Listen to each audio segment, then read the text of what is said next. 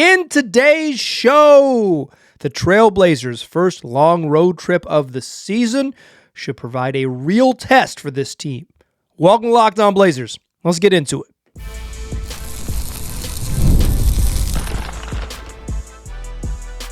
You are Locked On Trailblazers, your daily Portland Trailblazers podcast, part of the Locked On Podcast Network. Your team every day. What's up, world? It's your past first point guard and Trailblazers reporter, Mike Richmond. You're listening to another episode of Locked On Blazers, part of the Locked On Podcast Network. Thanks for making this show your first listen. Coming at you each and every weekday, Monday through Friday. So make it a part of your daily routine. Make it your first listen. Tell your friends to do the same. It's Locked On Blazers, your team every day. In today's program, we're going to talk about the Blazers' 5-game road trip beginning Saturday in Miami and continuing for a full week out on the road. Talk about the opportunities, the tests that they will face, and why it should be sort of a good proving ground for how good this team might be with some winnable games, albeit far away from the friendly confines. Then we'll talk about standings. Is it too early to look at the standings? Of course it is, but I'm still going to do it, and I'm going to do a little flashback along the way. Plus, we will close the show talking Blake Wesley as well as Scoot Henderson. Let's get into this road trip. Blazers, 5 on the road. Saturday in Miami, Monday in Orlando, Wednesday, New Orleans, Friday, Houston, Sunday in Dallas. A long trip, a long way away from home. Obviously, they've had one road trip already, a 3-gamer, but like the first 2 games were in Los Angeles. This is the first like true, real deal 5 cities in a week type of road trip, and I think it'll be an interesting test. The Blazers are finishing out this weird stretch where they're playing a bunch of teams with a rest advantage. Miami plays tonight, or you're listening to Friday, November 7th show. I'm recording this on Thursday, but they play tonight against the Hornets. In Miami, and then they'll play the next night against the Blazers on Saturday. Doesn't seem like Bam Adebayo is going to play in those games. He has been ruled out. He left Wednesday's game early with what eventually was called a left toe sprain, and he's already been ruled out for Friday's contest. So I have to say it's relatively unlikely the Blazers play against Bam plays against the Blazers, that is. But Miami, second night of back-to-back, the Blazers will have a rest advantage, even if it's a long day of travel. And then on Monday, Orlando plays on Sunday night. They actually play Boston Friday and then Sunday. So by the time the two games against the Celtics, by the time the Blazers see the Magic, but they'll be on second night of a back-to-back. And then back to normal, regularly scheduled programming where every team isn't on a rest disadvantage. But like, This is a test because, like, sort of just like broadly speaking, it's hard to win on the road. I think we'll learn a lot about this team during a road trip. These are winnable games. Like I think assigning like sort of like predictive and like what needs to happen is like a path to madness. It's like if you say like, well, they have to go 3-2 because these are winnable games, and then they go 2-3 and you feel like extremely crushed. It's like just, I would say this is like, for me, I will say this, winnable games in front of them, right? And sort of in general, the path to being a good team is going about 500 on the road. This is a thing I learned from covering Terry Stotts way back in the day. I've been doing this a long time, but back in my beat days, Terry taught me a sort of a simple arithmetic. You go 30-11 at home, you go 20-21 on the road. That's a 50-win team. That's the math, right? So you don't have to win every single road game, right? Like the test isn't if you win every single road game. In fact, last year, only 13 teams in the league were above 500 on the road. Good teams win, right? Like really good teams win. Like, you know, the Thunder on a path to winning 65 games or whatever. They won 68 games. It's like, yeah, they also dominated teams on the road. Cleveland was really good last year. Also had a really good road record, right? But for them, you know, if there are, to do the math for you, there are 17 teams. More than half the league has a losing record on the road. Most teams lose, right? Some of those teams are really bad. Portland last year, 14-27 on the road. But even when they got good, right? Like even when they got good, they started 5-16 away from the Moda Center. But in the second half of the season, when they kind of found their footing and they figured out who they were and they finished the year, playing well in the final 41 games. They were 23-18. That was like their proof that they had something, that they were cooking, they were building something. They went 9-11 on the road during those final 41 games. That's kind of the stretch to like, well, 9-11 doesn't seem like, oh, it's like, well, they belong 500. I think that's kind of fine. Like, I think if this year's team wins 18 road games, they've already won 2. If they win 18 road games, they're going to be in a really good spot. The other thing that I think is important to note is that last year, the secret to the Blazers' sauce was that they took care of business. When they played bad teams, particularly in the second half of the season, when they got going, they won. They basically had no stinkers, right? They struggled a little bit if you look back at their second half of the year against good teams, right? When they played, I believe they went 8-20 against the teams that made the playoffs in the West, right? Like, when they played quality opponents last year, they struggled. But the secret to their success, like why they won as many games as they did, why they were a 36-win team, is because they just didn't have any letdowns. They were better than the bad teams.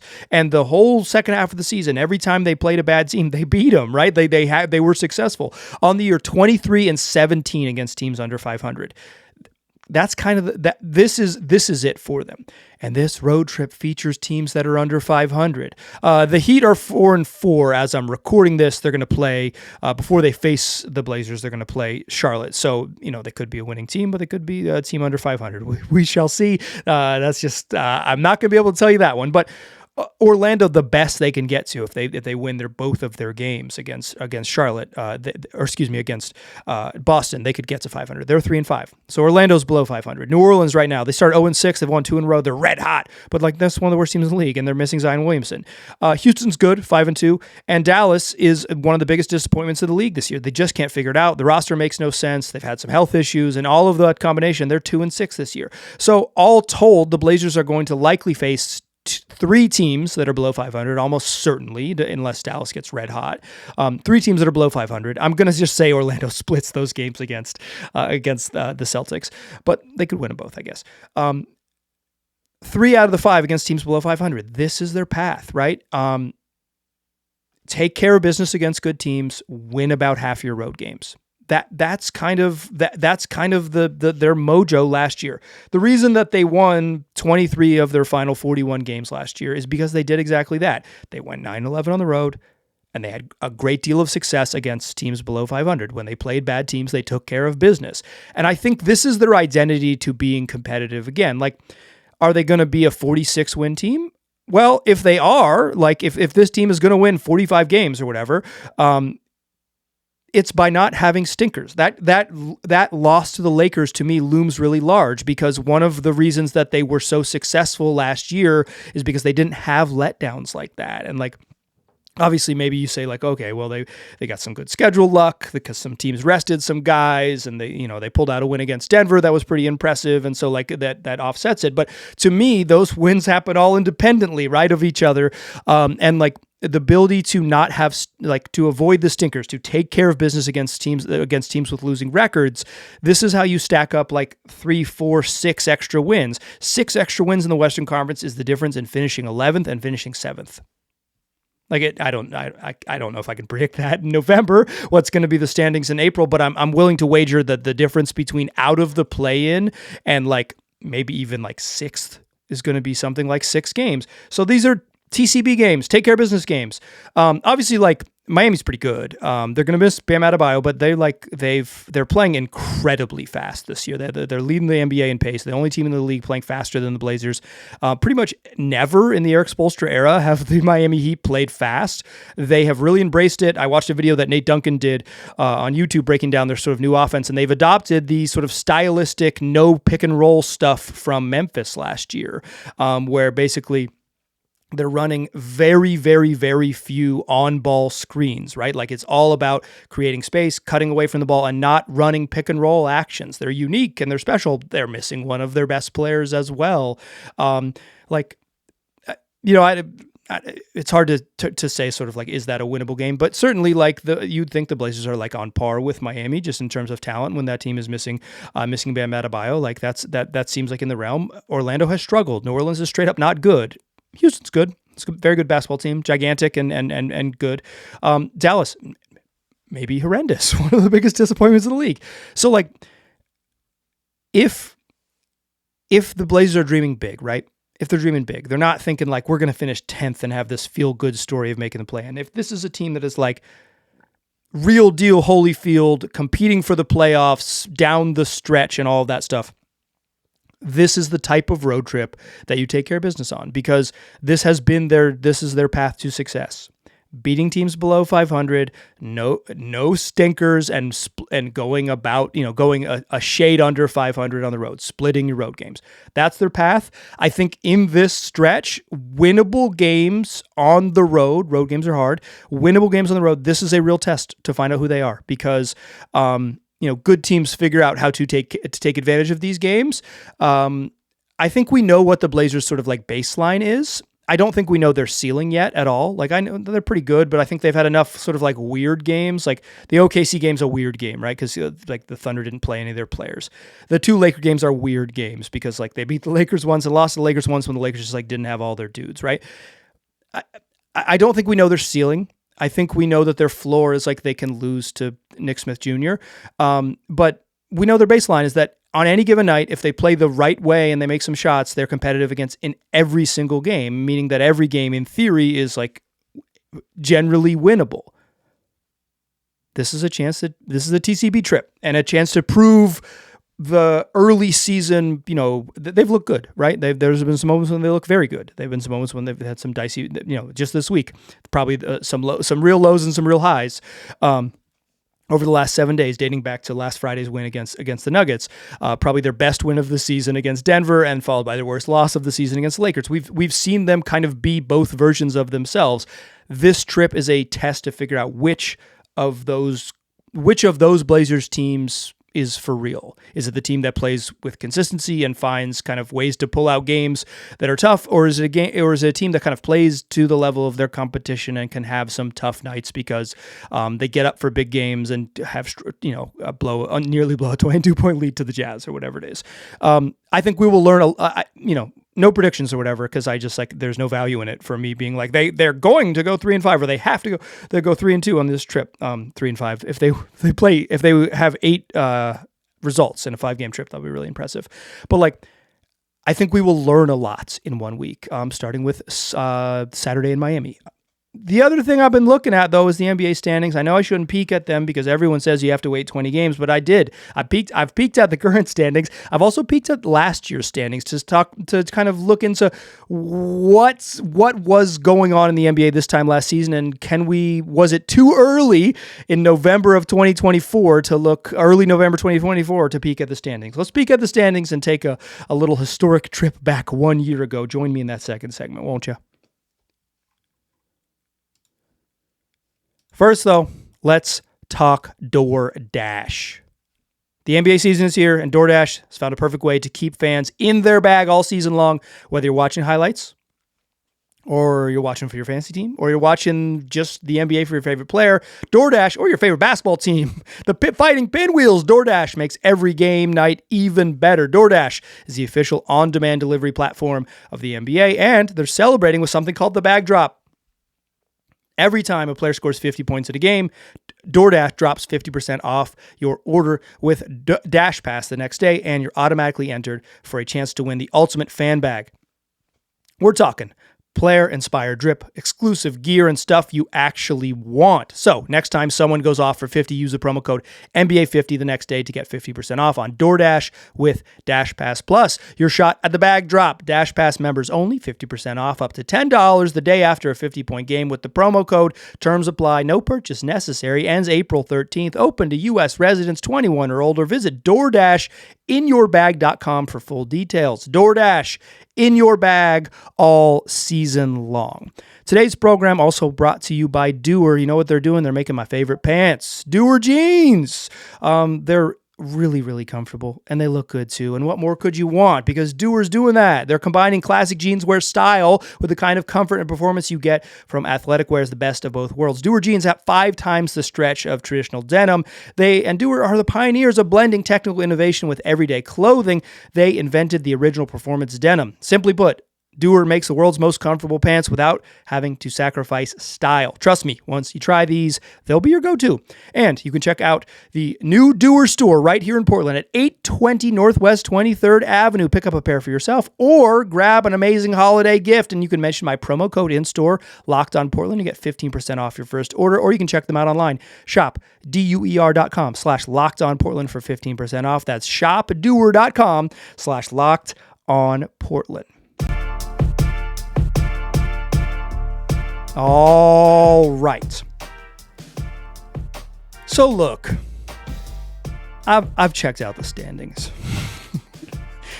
I know where the Blazers are in the standings. Should you look at the NBA standings in November as like a way to gauge where a team is? No, let's be real, right? Like the season is forever. Some teams are going to get healthier, right? Like one of the teams in Los Angeles is going to get LeBron James back.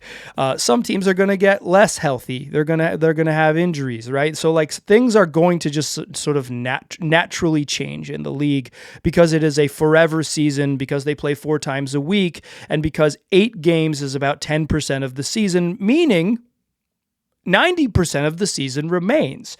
But I was curious. What about this time last year? You know, I think the sort of like common rule of thumb is like, well, you got to wait 20 games for the sample size to be meaningful, right? That's how you know how good a team is on offense and defense, and if the record is real, and like you might be able to fake the funk for a little bit, a couple weeks, but by the time you get 20 games in, a month into the season, like, wheat, chaff, all separated, right?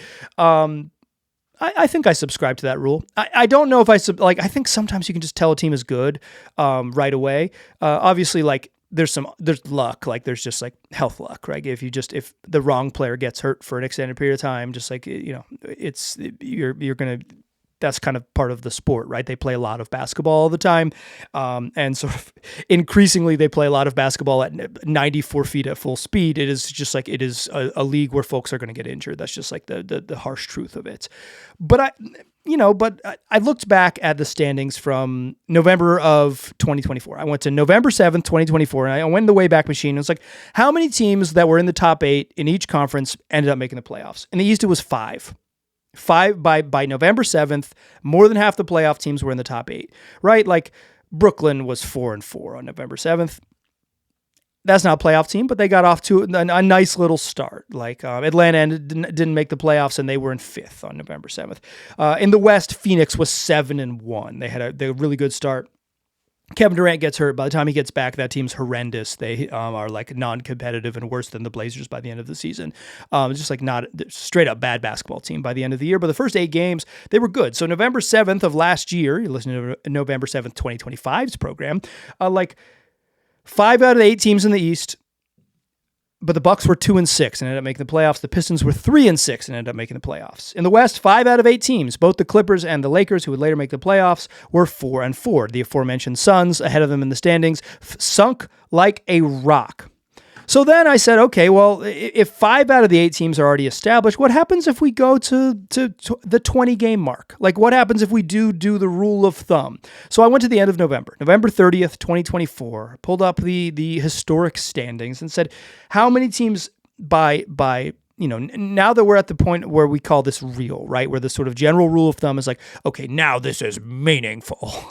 Like how many teams were kind of, were like clearly in the mix then. In the East, 7 out of 8 playoff teams. 7 out of 8. The Hawks were still in 7th, who eventually would hit the play-in and not make the playoffs. The Pistons were all the way down in 10th. They ended up climbing up to 6th. The Pistons, after the first 20 games of the season, they had played 21. But at the end of November of last year, the Pistons were 9-13. Not a particularly good team in a way that was like, certainly better than they had been the previous year, but like not like an impressive team. They were about to get good and get rolling and be just like a gritty, tough team who finishes 6th in the East and had a chance to win a playoff series. They were good, and they're like a team clearly on the rise. They were 10th a month into the season. They finished sixth. They went 44-38, right? At the time, they're 9-13. They don't look like a team that's going to win more than half their games. They end up a 44-win team. Like, it legitimately got going. In the West, 6 of 8 teams established by the end of November. Not everyone's played 20 games. Like, at the top, Oklahoma City and Houston, they finished 1-2. Memphis, who flirted with that sort of top spot all year long, they were in third at the time. Golden State, Dallas, Denver, who ended up climbing a little bit higher. Phoenix, after that 7-1 start, since we last checked on them, have gone 4-7 because the slide is a coming. But the only team that's like truly out of it, the Clippers are technically out of the playoffs at the November 30th mark of last year, but they were 12-9. They're clearly a good basketball team, right? It's like the Clippers is like, oh, hey, the West is really good. The Clippers are 12-9 and they're currently 9th. But like the Wolves were in 11th and they were 9-10, and the Wolves ended up winning 49 games. Like, they got going. They really, really took off and went from that point forward 40-23. So I will say this. It is indeed too early to look at the Blazers standings. It is indeed too early to say, what's going on? Where are they? And if they had just beat the Lakers in that one game, they'd be here. I don't think it's too early to say losing to the Lakers, losing games you should win, cannot be part of the Blazers formula, because they're going to play teams that are better than them at some point. Like, they're going to play a whole version of OKC and a whole version of the Lakers where there is more talent on the other team. Obviously, they will get tested and maybe they'll just prove that they're just straight up good. But like, thus far, I think they've had a little bit of schedule luck. So punting a game that they absolutely should have won against the shorthanded Laker team is troublesome. But I will say this, it probably is, at this stage, November 7th of 2025, a little too early to look at the sort of the standings, because some teams that have gotten out to a hot start are going to Phoenix Suns it. They're going to Atlanta Hawks it. And some teams that got off to a slow start are going to Minnesota Timberwolves it, and just kind of like find their rhythm, figure out what they are, and then like be really competitive. The Pacers started out really rough last year and got going, and then they were awesome in the final 65 games of the year. Or maybe 60, maybe 55 games of the year, but they were like, from that stretch on, like they looked like a really good team. So like there is some truth to be had at the 20 game mark. I think it's a little too early now, but I will say this, like this road trip is your stretch to continue building and continue winning games, because even if it's too early to look now, by the time we get to game 20, we're still going to count 9, 10, 11, 12, 13, and 14 as meaningful, but we'll look at it on the back half, not in the moment. So like this road trip is the opportunity to kind of get this thing popping. And like when we get to November 30th, and I think when we do get to this sample size, we can say like, yeah, 13 out of the 16 playoff teams were established by the end of November last year. Obviously, there's some seeding to be had, but 13 of the 16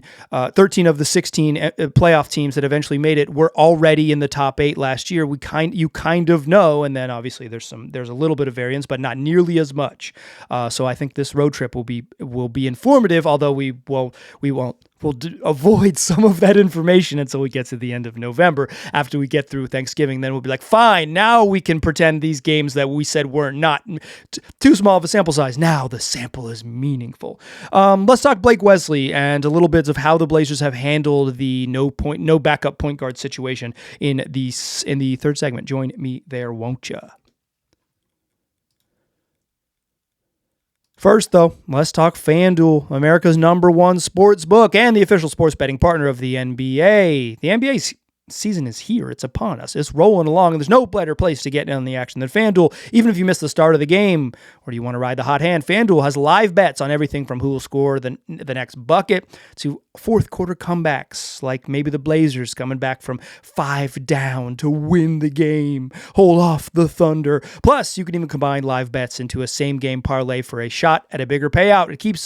It adds another layer to your. It keeps you maybe paying attention to the game, because it adds another layer to your already viewing experience. And right now, FanDuel is giving new customers $300 in bonus bets when your first $5 bet wins. So head to FanDuel.com to sign up and play your game with FanDuel, the official sports betting partner of the NBA.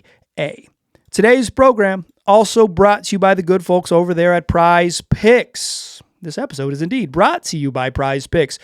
Every day you're making decisions, but on Prize Picks, being right can get you paid. Whether you're following the NFL, the NBA, or both, there's no better time to jump in on the action. Don't miss any of the excitement of this sporting fall season, the autumnal bucket-getting season. If you haven't tried Prize Picks yet, it is the simplest way to play. You just pick more or less on at least two players' stats, and if you get them right, you win.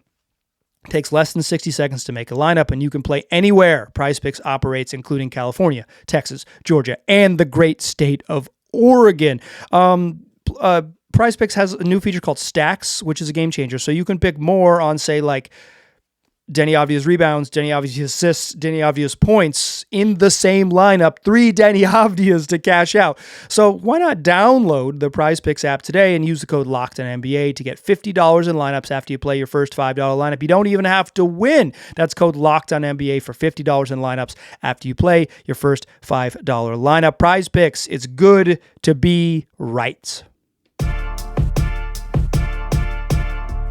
Still a pass first point guard. I am still Mike Richmond. You are still listening to Locked On Blazers. The Blazers announced on Wednesday that Blake Wesley had undergone surgery on his the fractured bone in his left foot. Excuse me, his right foot. He's going to be out 8 to 12 weeks. He will immediately begin rehab, and he's out for months. I mentioned that in Jeff Stott's In Street Clothes database, the average missed time for this similar injury that Blake sustained was about 42 games. It's about 3 months. Stinks, right? Like, Wesley was such a spark plug off the bench, and his energy really ignited that second unit. Even if he struggled on offense for sure, but even if he was only playing limited minutes and was not being a particularly positively impactful player on offense, his energy always kind of raised everybody up. I thought when he played, everybody met oh, Blake's playing hard as heck. We have to play at that level. And I think the drop off now with not having that boost on defense is noticeable in the games that he has missed. So how have the Blazers kind of handled the Blake Wesley absence? Well, on Wednesday evening against Oklahoma City, they just leaned into a much shorter rotation. They've been playing 10 guys. They've been playing 10 guys pretty comfortably, and in the first half they played 10 guys. We got 6.5 minutes of Sidi Sissoko minutes, but in the second half against Oklahoma City, in winning time, I think this is important to note because I don't think this is necessarily the perception of Tiago Splitter, but I think this is a real thing that happened and something that you should keep in your cap. Tiago Splitter wanted to win the game. You know what he did? He coached to win the game. In the second half, he essentially played 8 guys. Denny, Tumani, Shaedon Sharpe, Drew Holiday, Donovan Clingan. I guess Denny and Tumani deserve last names as well. Denny Avdia, Tumani Kamara, Jeremy Grant, and 8 minutes of Duop Reith. And Chris Murray. 8 minutes of Chris Murray, 8 minutes of Duop Reith. Those are your 8 guys. Rob Williams came in for 1 rebound at the end of the game, and Sidi Sissoko played 75 seconds. He played 8 guys in the second half. Denny Avdia played 21 of the 24 second half minutes because Denny Avdia was propping this whole thing up. He couldn't score couldn't make any shots in the game, but they would have been lost without him. And Drew Holiday was awesome in that game, right? He had 4 threes in the first half, and he had finished with 6. And they needed Drew. They needed Denny. Those 2 dudes have been their 2 best players. Jeremy Grant not far behind them, but I think Drew and Denny have been their 2 best players. Denny Avdia played 21 minutes in the second half. Drew Holiday played 19. That's a 41-man, 38-minute pace. That's a ton of time. And so what we have seen in the we need to win, and certainly Tiago Splitter's coaching to win. That's the point of the job. But it hasn't been this egalitarian short shifts. We're not going to play a whole bunch of minute lineups. In a game where they needed to win against a good team, obviously a good shorthanded team, but a good team in OKC, put your best players on the court and let them go. Sharpe didn't play a ton. I think some of that is they're sort of limiting Shaedon Sharpe's minutes, although they haven't said that publicly. But I also think just specifically in that Thunder game, the other dudes were better. The lineup with Denny, Tumani, DC, Drew, and Jeremy Grant like that was their best five because I thought Donovan was pretty competitive in the second half of that game, even if he has his obvious struggles on the offensive end. Like that was their best five, and I think Sharp like was sitting for most of crunch time because that was their best five, and they brought him back in with 2 minutes left, and it was like, hey, we really could use a chance we could really need some scoring here, and Sharp had an important bucket late, and he only played 11 minutes. So I think you would dial a little bit of it back. But without Blake Wesley, they leaned into it really, really, they had a stinker against the Lakers. And I think that was more about defense to me than offense, but the offense sucked in that game, no doubt about it.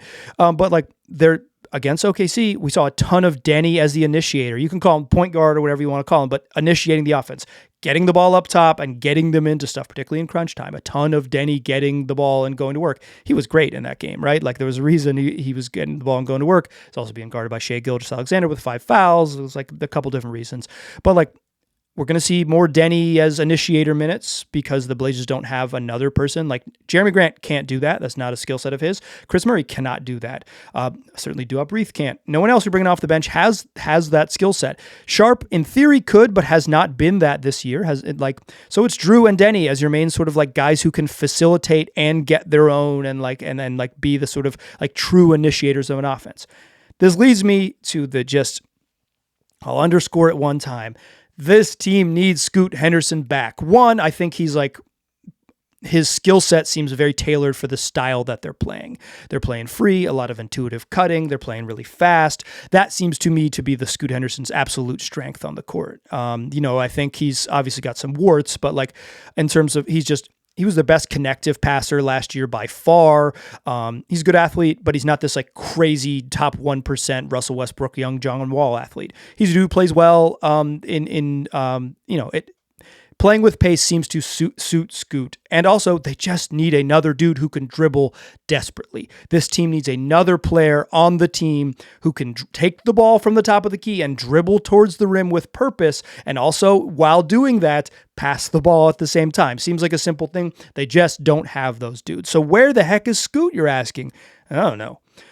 So when they announced his injury on September 26th, he was out 4 to 6 weeks. 4 to 8 weeks. 4 to 8 weeks, pretty big space, right?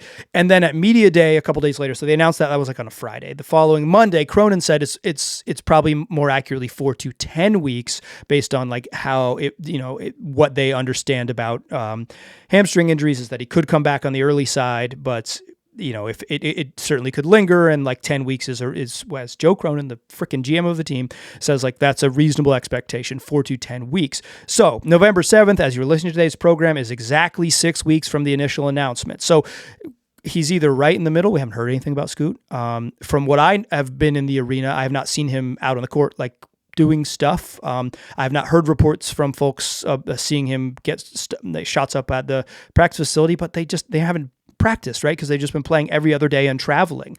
So they haven't even had a ton of media availability at the PF recently. So not even a chance for reporters to go out there and see him. So I have no idea what Scoot is capable of doing. I have not been able to learn that by asking folks. So their mum's the word. He's getting there. He's working. He's doing what he can. He's getting there. But we're 6 weeks. We are either, 2 weeks away from the end of the timeline or 4 weeks away from the end of the timeline, or it's just going to linger. The Blazers do have a sort of track record of having these things last longer than they announce. Some of that is just human bodies, but they don't give you updates, and then it feels a little bit weird. So I think this team needs Scoot back. I think the lack of, I don't think Blake Wesley was this awesome point guard, but just another dude who could push with pace and get them into stuff and just kind of get their main dudes off the ball more.